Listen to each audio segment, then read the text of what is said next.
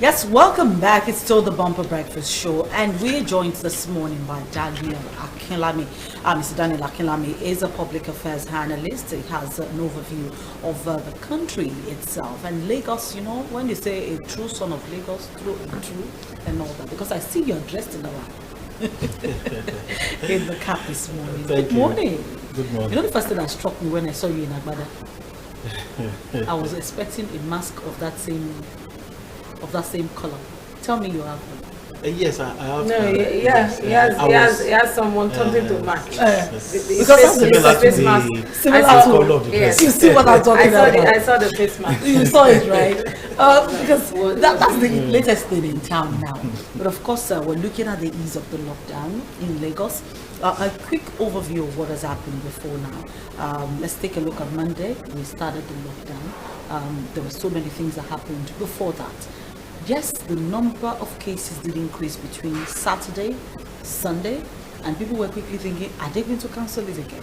But you know, we stuck with what we had planned to go back to work. The level of compliance now became an issue because once we started work on Monday, people just went berserk. And that started with the banks. Now, when you got the news on Monday morning about the kind of crowd that we had at the banks, what was it that occurred to you first? Well, I think to start with, the number being returned by the testing should not be considered completely as the index for now. Why? Because the government is trying to expand the testing capacity so that we can cover as many cases of these the suspect infections. So As possible. as much as the state government expands its hand to cover many people, we will be able to see what statistics we're looking at to guide us in flattening the curve. But coming to the very first day of the relaxation of the lockdown, we've all observed so many developments in this past 2 days, especially on Monday and even yesterday too. And most of the concerns are having to do with the transport system, the movement of the people at the bus stops, and the overcrowded buses. The same thing like what you said about the banking premises. So I think what we need now is to continue to impress it on the people's mind. That this is far more serious than what they take it to be. Though we could consider the kind of pressure people face coming out in the morning and trying to find their way to get to work. So this also comes back to the fact that we need to beg the employers. Let's try as much as possible to make sure we have a percentage of our workforce working from home. This is just a partial relaxation of the lockdown. It's not the total opening of the economy. No, but of the let's system. still take a look at it because you know why I particularly focused on the banks was the first news that hit us on Monday was banks have gone berserk. People have decided not to. I mean, banks went a bigger step to not just open every branch. Some of them will open, say, in the entire Agidi bank, like Wema Bank, didn't open any branch. They only opened one branch between here, Obakran, and Oba. Only one branch was open. Now, with the kind of crowd that we had outside, they even had the mark on the floor for social distancing. Stay in the box. Let the next person stay in the box. But our people did not obey the rules. And that was that was the caveat when we were saying, okay, the lockdown will be eased. The caveat was it will be eased, but you have to obey these rules. Observe social distancing, at least 2 to 3 meters between each person. Use your face mask. Did you see the videos on social media? Was there anything like social distancing? Well, I think Because this is not longer the government. we are still at the teaching stage now. So the state government and the state task force on the COVID-19 also looking at the critical development. situation. Yeah, so you know this is subject to review in the next 1 to 2 weeks. Okay. Now we expect more branches of banks to open. The regulation is this. That would be your recommendation? Yes, the regulation is that the banking halls are to open between 9 a.m. to 3 p.m. Even though at 60% capacity, and they are to maintain 2-meter social distancing.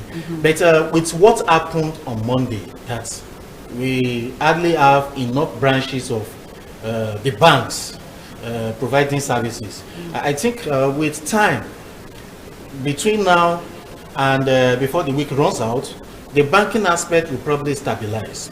But what we can always ask And the for numbers will also people, increase. yes, is that if it's not important for you to go to the banking hall to do any transaction, please kindly make use of online transaction. Make use of ATM, make use of POS. So we can also help ourselves by trying to understand the enormity of the pandemic we are facing. Okay, let me just say here that Nigeria is a very peculiar country. You know, we had our guest, was it yesterday or last week, saying that you find even Nigerians that are more sophisticated lived so many years abroad. They get the soil of this country and they suddenly they just exactly, they just suddenly begin to become lawless. However, having said that, we know that we have a lot of things in the society, and to work in the way it should work, we have a lot of people that up until even till now do not have their ATM cards. We have a lot of people that we have the elderly that cannot even operate with the ATM card, that they get their money by going to the bank and doing their thumbprint. Do the thumbprint. So a lot of things, we are still talking about technology. Nigeria is still far behind. Yeah, you are right. Yes. With all these things that I have, pointed out, and don't you think that, the Prime Minister of UK said, Boris Johnson, he said he understands that the economy is being affected, but then he would not risk the life of the citizens of the country to boost the economy. To boost the economy. Don't you think that at this point in time, bowing to the pressures of people, the citizens, and easing the lockdown, don't you think it is premature? Well, for now, it is not something we can say is premature yet. All you've said are actually valid. Those are the normal situation. But we're in the unusual time. And that is what the people need to understand now. We are in the unusual time. The whole system, the situation right now cannot be absolutely perfect. People need to understand this. You've got to make sacrifice. You've got to readjust your daily routine. You've got to readjust your plan. If your work does not entail you to go out, stay indoor. Now this is partial. Okay. It's going to be reviewed. So if the people comply, the rules are there. The rules are fantastic. The regulations are fantastic. Like you rightly said, the people obeying this regulation is key. Government is trying in its own way. People were complaining a few weeks back that because of the hardship, yes, and the palliatives were not enough, and government is listening. So we want to see how we can continue to manage this crisis and allow a partial opening of the economy, that some degree of activities can be going in the manufacturing, in the construction, in the banking, and businesses can open and operate at least at the 60% level. So, but now one thing is the regulations are spent out. But the problem is the people. And now this is not peculiar to Nigeria alone. Even the West, even abroad, even in the US. I remember there was a protest. People shouting they want to come out, they should open up. The next day, some people went to the beach. So it's not only about the people here, but it's just the human nature. So what we are actually trying to say now is that we need to help the government. All of us need to get involved, follow this regulation. But I'd like to cut in there, still going back to the government and the people. Now, the government has eased the lockdown. The government has educated the people, enough to say this issue is a problem. We had an encounter on Monday. We had a news bulletin that went out, and LASMA officials stopped a bus that was overcrowded just very close to our office area here. And when they stopped the passengers, it pounded the bus, asked the passengers to calm down. They were very furious. The passengers were very furious, despite the fact that the instructions had been in place that you must not have more than 6 passengers in a regular bus. Now, one of the passengers actually said he doesn't know about COVID-19. He doesn't even understand why we had to stay at home. As far as he's concerned, it was a fallacy. It was a scheme by government to just do some shady, thing in the corner. That was what he felt. They needed to educate that person. Then we interviewed the guy. Now, with all of this, it means that our orientation agency may not be doing enough to educate the people as to what exactly this disease can do. Between the time that they eased the lockdown and now, do you think the government has done enough education? Because we've continued to tell people, okay, we have gotten this number of cases, this person has recovered, and this number of deaths is what we have recovered. We've been briefing people on the situation. Who is educating the people so that they can obey the instructions that you've put in place? And that's where our collective efforts have to come in. Government has been doing its own part, building the isolation center, doing the press conferences, trying to create enlightenment through different channels. But we still need to get involved as individuals in the community. This is where religious leaders, community leaders also need to come in. And I think to a large extent, from all the places I've been to in the past 2 days, even in the public places like markets, food markets, I've been seeing tremendous involvement of the locals. People were masked up everywhere, even in the market. Local people hawking. I'm going to take you up on YouTube. That so, and the only difference. I'm going to take you up on the market. Yes. So the only difference in that is that people are coming up with different types of face masks. People are doing makeshift, use the clothes one, the Ankara one, all sort of things. But you can see that the information is still spreading. People are getting to know that there's COVID in town. Unfortunately, COVID is also spreading at the same time. Let's go to the food market. For me, the Oshodi, the Ojuoye, I'm more particular about the Ojuoye. I pass through, coming to work every morning, I pass through Ojuoye market. And at times I just slow down. And I just wonder, what is this part of Nigeria?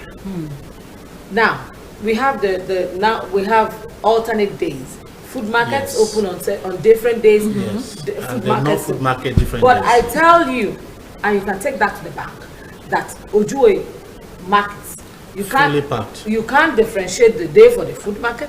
You can't differentiate, and you want to go there to see the crowd even on the food market day, because it's the food market day.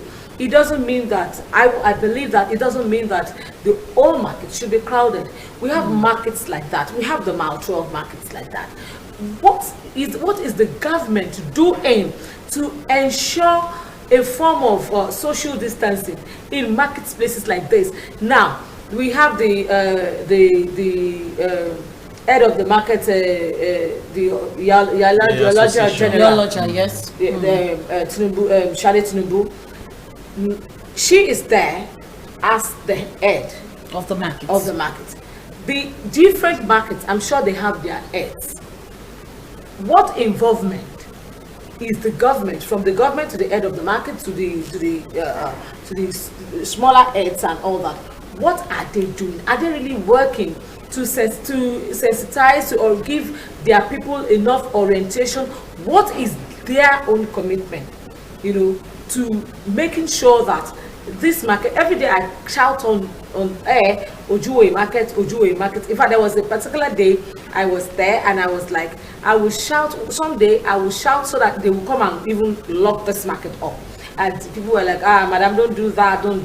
But the thing is that, like I would tell my friends, my close associates, that when I say when you go out, when somebody is talking to you outside, keep your distance, make sure the person is using masks and all that. I'm not taking care of you. I'm taking care of myself because you come back to meet me at the end of the day. At the end of the day, and assuming I'm a married woman, I can't be inside the house with my husband and we still have our face masks on. No. So you have a responsibility to take care of yourself when you go out there, so that when you come back home, I am safe. You do not bring it home. What are they doing? Because these markets are still business. It's still like business as usual. I can listen for you. Ojuwoye, 912. Yeah, those are the big markets. Those are the big markets.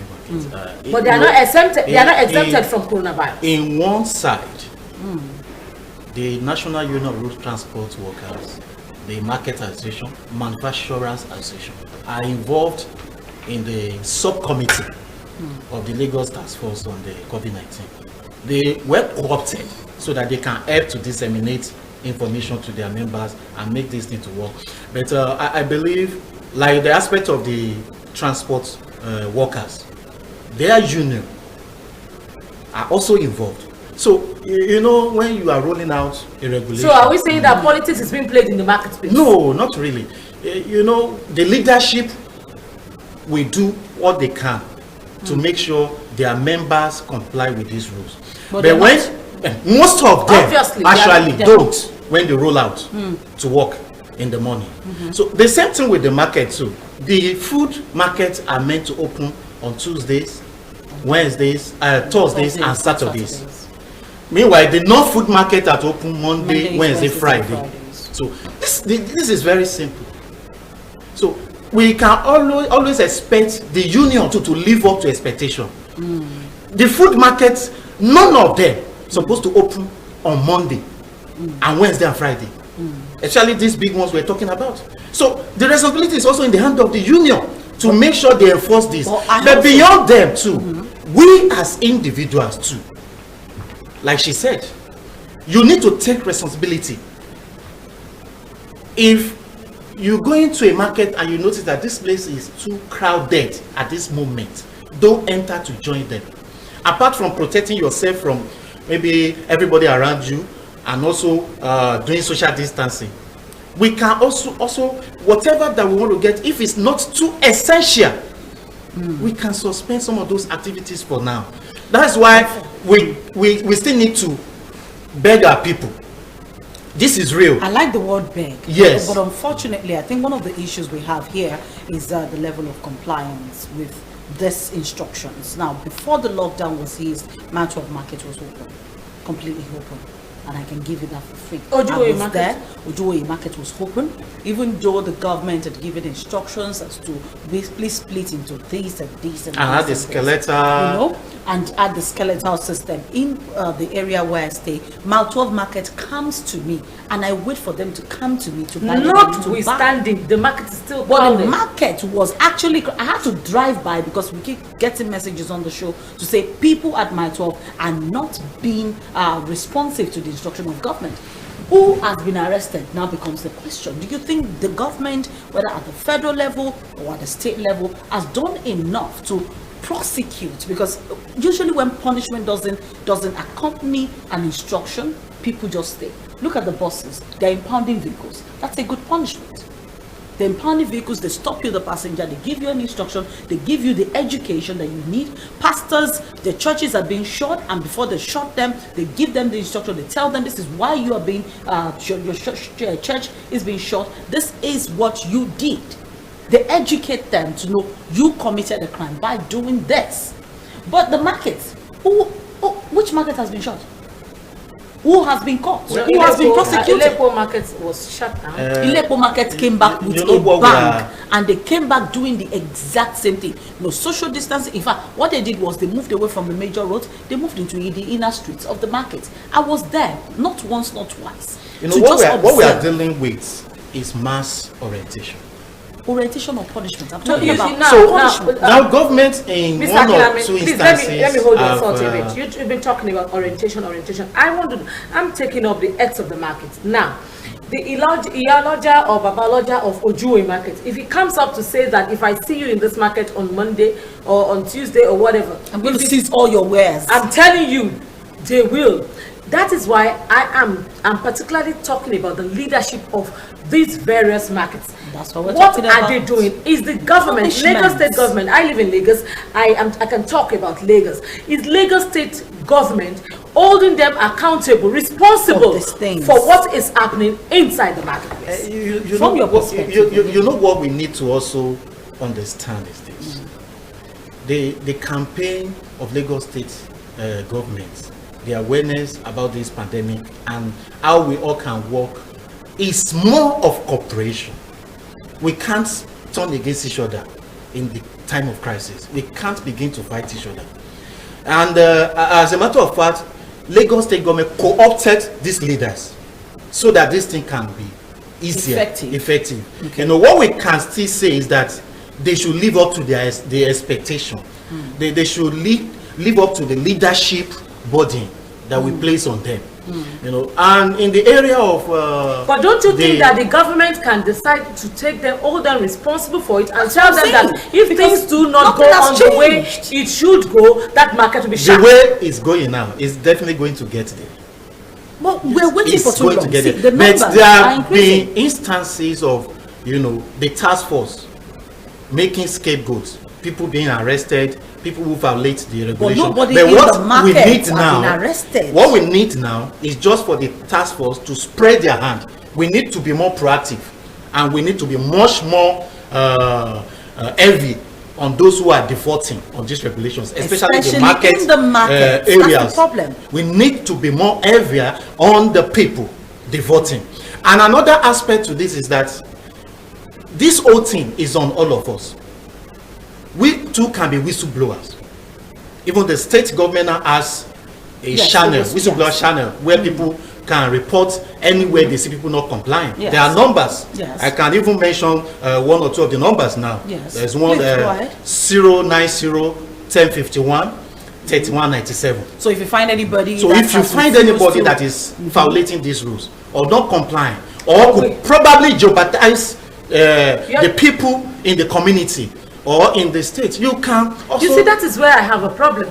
Now, we talk about individuals. We're talking about individuals. You're talking about I as an individual violating the rule. What about the collective body? When we talk about the marketplace now, it's a collective body. A group of people. When we talk about the commercial vehicle, is a group, is a collective body. That's what we're talking about. Can we start dealing with the collective body first off? Collective body. If we deal with the collective body, the individuals will fall in line. Definitely. The area of the collective body is not only about markets. Yes, that's what we're looking at. This covers employers, the offices, the businesses. Yes. After all, when there is tax issue, now, we shut offices. There are offices that probably still not taking this serious. True. So that's the aspect why government created that whistleblower channel. And don't let us underrate the capacity of the state government. You know, there is a task force also observing the compliance. So, and I believe what the state government need to do now for us to succeed with this partial lockdown, they need to move fast on those people defaulting, especially the market. The state government needs to move fast, and the businesses that are not complying to. Because that's where they need to move fast. Anticipated, the government itself and the bank should have anticipated that people will, you have access to go to the bank, everybody will troop out. That should have been part of the preparation before banks were open. There was absolutely no reason for the security forces guys in the bank, which are usually no more than 3, not armed, to now be trying to shut the gate, trying to control because the crowd was too much for them to handle. But if 3, 4, 5 armed policemen, you know, were there in every bank, people would comply instantly. Nigerians respond. We respond to instruction and punishment. But it looks as if what we've done, I mean, with the issue of people who refuse to come forward when they arrived in the country, I remember that the state government did everything they could. I give kudos to Governor Babajide Sanwo-Olu's government. And I say that they went on Twitter. I was following them every day, listing the flights, BA this, VA that. You were on this flight, come forward. People ran away from Lagos and went to the east, went to the north. And that's part of the problem. And you know, that's part of the problem. People were hiding their health history and their travel history. if punishment were part of, if we announce this for 2 weeks and you do not respond, once you are found, you are going to be liable for this punishment. The way we caught people who had parties and all of that. Definitely. After those kind of punishments in place, people would obey. Where we are now, this gradual facing of the lockdown. Yes. This is just the first aspect of the business world. The established entrepreneurs and the bigger operation in the economy. Sir, now, sorry. what we're talking about coronavirus here. It's not going to wait for us. And the second phase of it could just be worse and might just be something the country might not be able to handle if we don't handle the ease well now. Now, what I'm saying is this, that this is the first time the business is open. Compared to the past 3-4 weeks that individuals that violated by having parties in their houses were being handled. Lagos could not arrest everybody, but they made a show of 1 or 2 instances to drive that's what I'm saying, the law. Now, this is the time for the businessmen, owners of business, employers, because this is the time that they come on the scene due to this partial lockdown. Yes. So now today is Wednesday, the 3rd day on this. So, and the state government also is reviewing. There is aspect of bringing heavy punishment on any employer of labor, market leaders who do not comply with this regulation. But the bigger picture is also that if this is not yielding results, we return back to total lockdown again. If that be beneficial. Yes, and it's not only we the people or the residents in Lagos alone that need to cooperate. Employers too need to cooperate. Manufacturers need to cooperate. Even construction companies that are given the window to work too during this period, people need to cooperate. Market leaders and people who are trading in this market too need to cooperate. So if we don't work together to get it, this is serious. It's serious. Yes, people have economic challenge. They've been pressed down to rush out to work, to do business, to get income to sustain themselves. But we should not forget the fact that what we are facing is far more serious. Okay, I was going to come up with the issue of, because we need to let you go in just about 2 minutes, but the issue of compliance to this. You said educating the people. More education is the way to go, not punishment. Your recommendation. Now, let's look at the channels that the state government can use. I want you to give quick recommendations in just about a minute as to channels that the state government can use, the federal government can use to further educate, because some people still do not believe that COVID-19 is real. I think at this point, we need to do more to get the religious leaders to be involved. They have large followership. Yeah. We need to get the community associations like resident and landlord association to be involved. They disseminate information very fast, and even at the local government level, we need to find a way to co-opt the local government. The local government are actually shut down now. The ballers, the Yeah, so robbers. we need to co-opt the local government at the grassroots level to be part of the awareness. They may not function as in the offices and secretariat, but they should be part of awareness. Beyond palliative that are being shared at the local level, they should be part of the awareness too. And I think the more the people get to know the implication of what is happening and what the rules are, we are all safer in the state. Before we let you go, let me quickly talk about the security personnel they're all over on the main road trying to enforce the law.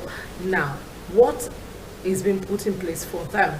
And you see, like this morning I saw Loma officials, they were all clustered together. They want to enforce the law. They Last mile, you know? are the last mile officials.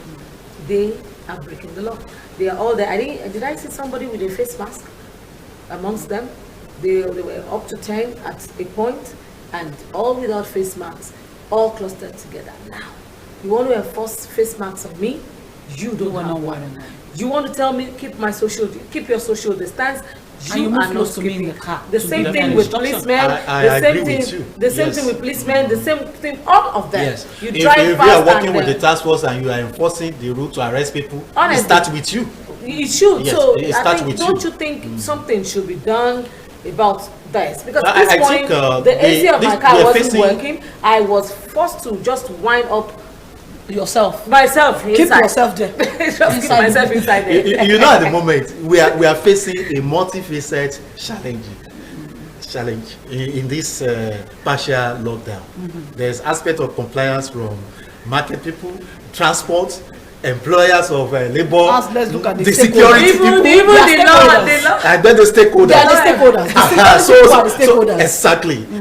So the only thing we could do, as much as government is trying to focus on all the different aspects to make it work, okay, these people, some of them are watching us now, even the security personnel.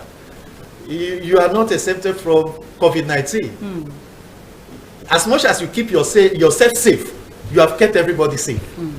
So people just need to be more responsible. I think the government should begin to take all the sub-heads, make them accountable for their wards, their subordinates, and all that. I believe we will get a review of this whole process in the next 1 week or before from the state government. Thank you very Yes. much, sir. I think We we need to should say let him thank go. you for having It's my you pleasure. this morning. It's been a wonderful conversation with you, and we've been looking at this lockdown, and truthfully, we think that something needs to be done about this matter. You already said we may go back to. Yes, it's in our hands. So if we make this work, it's good for us. We continue to improve on this to curtail the pandemic. But if people fail, it's a general responsibility now, including the government, employers of labor, market leaders, transport leaders. If we all cooperate and make it work, we can improve on this to ease this thing. If we don't, we return to lockdown. Thank you very much, Mr. Daniel Akinlami, for being here with us It's my this pleasure. morning. It's been a pleasure talking to you. Yes, we take another break now. We've been talking about the ease of the lockdown. Right now, we're going off COVID-19, totally off COVID-19. We're looking at something that involves a lot of younger ladies, around town. When you go past a certain age, people begin to talk about you are no longer viable. There is even if you're marketable, there is this desperation that sets in immediately to get to that level. I would like to talk about that after this break.